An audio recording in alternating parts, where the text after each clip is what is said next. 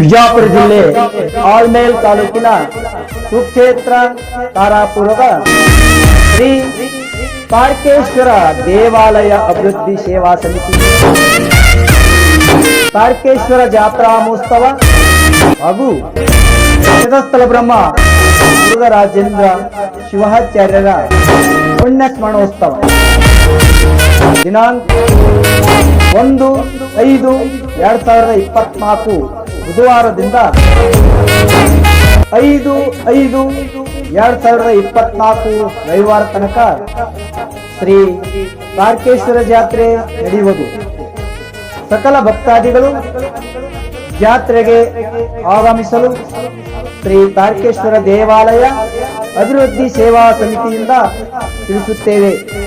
ಸರ್ವರಿಗೂ ಹಾರ್ದಿಕ ಸುಸ್ವಾಗತ.